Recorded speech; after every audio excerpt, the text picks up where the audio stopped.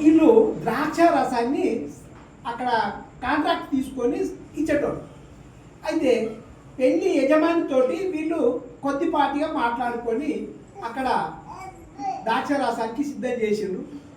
విందు స్టార్ట్ అయ్యింది. యేసు ప్రభు వచ్చిండు.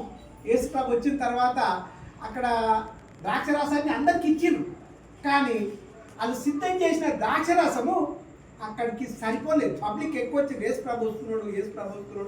అక్కడ కొన్ని అక్కడక్కడ జరుగుతున్న విషయాలను బట్టి యేసు ప్రభు వస్తున్నాడు అనే అడ్వర్టైజ్మెంట్ చేసి ఒక్క అంతకు బదులు 300 మంది అక్కడికి ఎక్కువ వచ్చారు.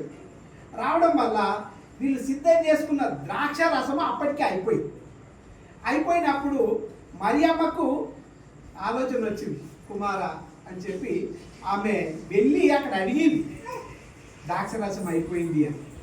అయిపోయినప్పుడు అమ్మ ఇంకా నా సమయం రాలేదు, నా సమయం వచ్చినాక మీరు నాతో ఎదుర్కొంటారు అని చెప్పి తల్లికి కంటి సైలతో చేసిండు. అక్కడ ఇంకో బైబిల్లో ఉంది, కంటి సైలతో చేస్తే వాళ్ళు తాను చెప్పిందే చేయండి అని చెప్పినప్పుడు వీళ్ళు అలసిపోయి ముఖమంతా వాలిపోయి ఉన్నది, తోమాకు రామకు. తర్వాత యేసు ప్రభు ఏమన్నాడంటే మంచి నీళ్ళను ఆ గోనెలలో నింపుమని చెప్పినప్పుడు ఈయన మిట్ట చూస్తున్నాడు. ఎవరు? తోమ అప్పటికే మంచి తెలివోడు. శిష్యులలో ఎక్కువ తెలివివంతుడు ఎవరు అంటారంటే ప్రతిదాన్ని అనుమానించేటోడు ఎవడు అంటే తోమ. అందుకే మన భారతదేశంలో ఉన్న వాళ్ళకి అందరికీ అనుమానం ఎక్కువ, ప్రతి విషయాన్ని లోతుగా ఆలోచన చేస్తాం. అయితే ఈ తోమ అక్కడ ఉన్నప్పుడు ద్రాక్షరసం అయిపోయినప్పుడు యేసు ప్రభు ఆ నీళ్ళు గోనెలలో నింపుండి అని చెప్పినప్పుడు మిట చూసి యేసు ప్రభు దగ్గరికి పోయి ఏమన్నాడంటే, అక్కడ నీళ్ళు నింపుతున్నావు కదా, ఏమైపోయిందో నీకు తెలుసా అని అడిగితే చిరునవ్వు నవ్వుకుంటూ ప్రభు మౌనంగా ఉన్నాడు. తర్వాత కొద్దిసేపటికి ఆ రూమ్ నుంచి అక్కడ ఉన్న వాళ్ళని అందరినీ లోపలికి వెళ్ళి బయటికి పంపించి యేసు ప్రభు ఒకడే తండ్రికి ప్రార్థన చేసింది. తండ్రి, నీ చిత్త ప్రకారంగా నేను ఇక్కడ ఆజ్ఞ తీసుకుంటున్నా, మీరు మా యొక్క ప్రార్థనను ఆలకించి మీరు ఇక్కడ ఈ విందులో మీరు పాలు పంచుకొని ఇక్కడ ద్రాక్షరసం అయిపోయింది కదా, ఆ ద్రాక్షరసాన్ని మీరు ఆశీర్వదించబడి నీళ్ళకు ప్రార్థన చేస్తే అప్పుడు ఆ నీళ్ళు అనేటివి ద్రాక్షరసంగా మారింది.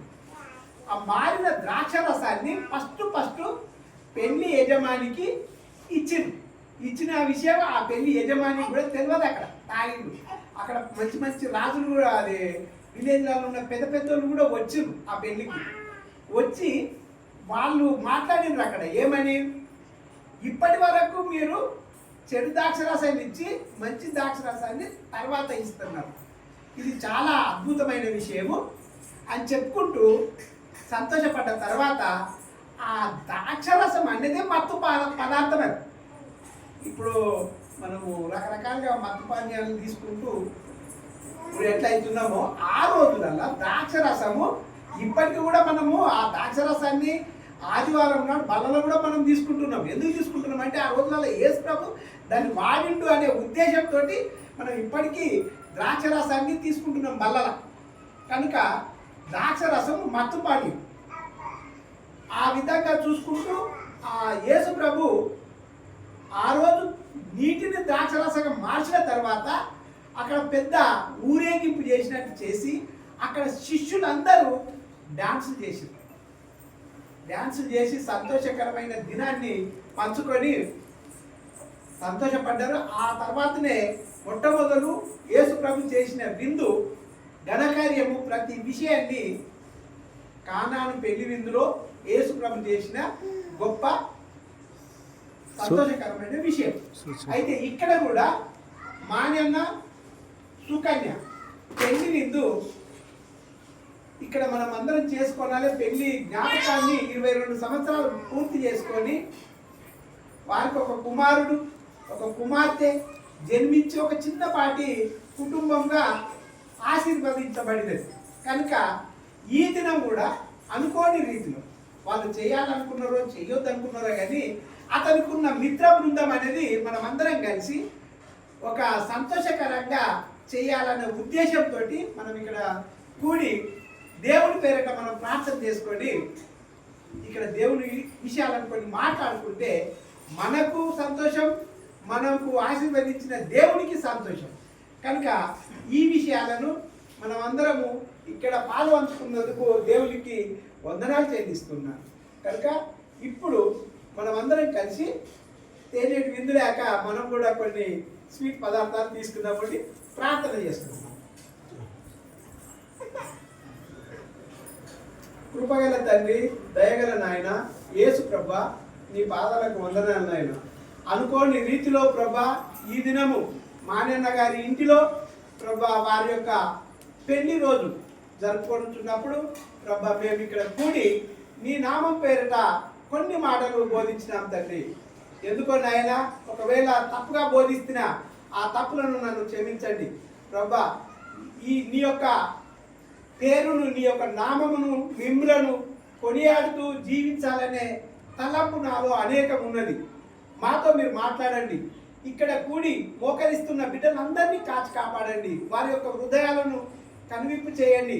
వారి యొక్క హృదయంలో నీరు కట్టి ఈ యొక్క వాక్యమును వారి మనసులలో ఉండే విధానం వారికి అందరికీ చేయండి ప్రభా. మా నాన్నకు సుకన్యకి ఇచ్చిన పెళ్లి విందులో ప్రభా వారి కుటుంబాన్ని కూడా మేము జ్ఞాపకం చేసుకుంటున్నాం ప్రభా. వారి కుమారుణ్ణి కుమార్తెను ఆశీర్వదించండి. వారిద్దరికి దంపతులను ఇంతవరకు ఎలా అయితే పెంచి పోషించిండ్రో ప్రభా, అదే విధంగా అనేక దినములు కూడా ముందున్న రోజులలో మీరు తోడు నీడగా ఉండమని నిన్ను వేడుకొంటున్నాను. వారి అన్నదమ్ములను బట్టి, వారి యొక్క రక్త సంబంధికులు అనేకులను బట్టి, చుట్టాలను బట్టి, బంధుమిత్రులను బట్టి, మిత్రులను కలుసుకునే భాగ్యం ఈ దినం ఇచ్చావు ప్రభా. నీకు ఎనలేని స్తుతులు స్తోత్రం చెల్లిస్తున్నాను ప్రభా. ఇక్కడ కూడి నీ నామం పేరిట మేమైతే ఏదైతే ఏర్పాటు చేసుకున్నామో మా యొక్క విందులో మీరు అందరూ పాల్గొనమని, నిన్ను పాల్పంచుకోమని మా ప్రభు రక్షకుడైన యేసుక్రీస్తు పేరిట వేడుకొని ప్రార్థిస్తున్నాను తండ్రి. ఆమేన్.